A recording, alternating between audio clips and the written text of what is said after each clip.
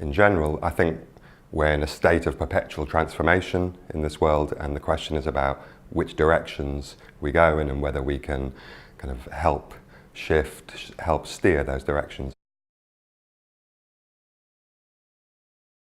What we're looking at is our kind of sustainability challenges as defined by groups of stakeholders in the places where we're working, and then we're working with people who are already trying to work with those kinds of challenges and help bring people together and think about how can we create a bit more space to support the kinds of work people are doing already and trying to sort of create more sustainable directions of change within particular systems such as agriculture and food or energy.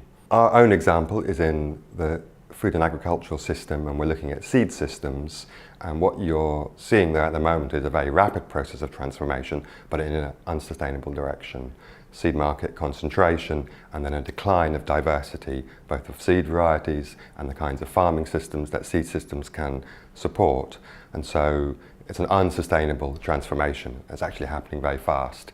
And so our project is about trying to explore ways we can break that, put brakes on that, create a bit more space for diverse sets of practices, and think about, novel directions for that sector.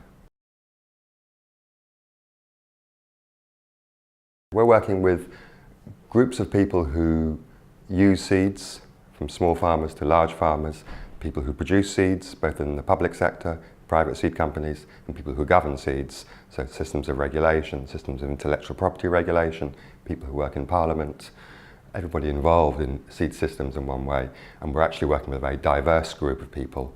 Our experience is when we get that set of people together and ask them to think about in which direction that system's going and what it might look like in 30 years' time, and is that a direction we want to go in, that kind of opens up a bit of space to reflect on, where do we want to go and what kind of things we can start to do now to try and shift that direction of change in a more sustainable direction.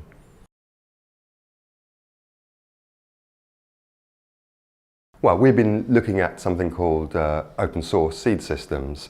It's basically trying to create or even actually recreate a commons, a protected commons in this case, in seeds, which allows the free movement of knowledge and germplasm. The idea of open source seeds is interesting because what you see in all other parts of the economy is ideas about commons, and particularly with the spread of kind of digital infrastructure, which really enables commons-based production. You see that kind of commons-based production occurring everywhere.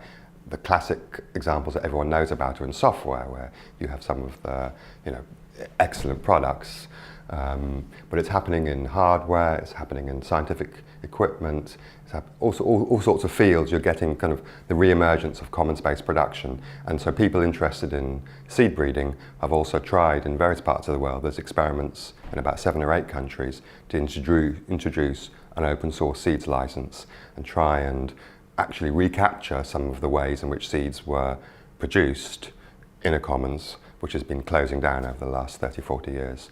So I think open source seeds are part of a much wider set of commons-based practices, and really interesting and exciting.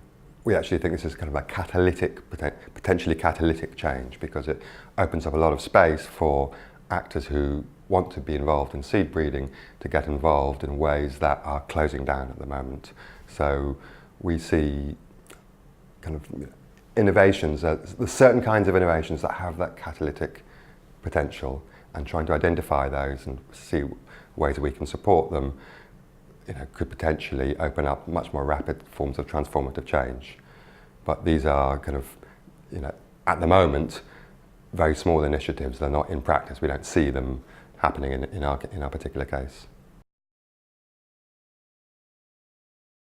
I think we have collectively incredible capacity to adapt and do things in new ways, shift values, and I think we can see shifts in the past which I think are quite kind of inspirational in thinking about rapid social change at particular times, in times of wartime, in times of the emergence of a welfare state.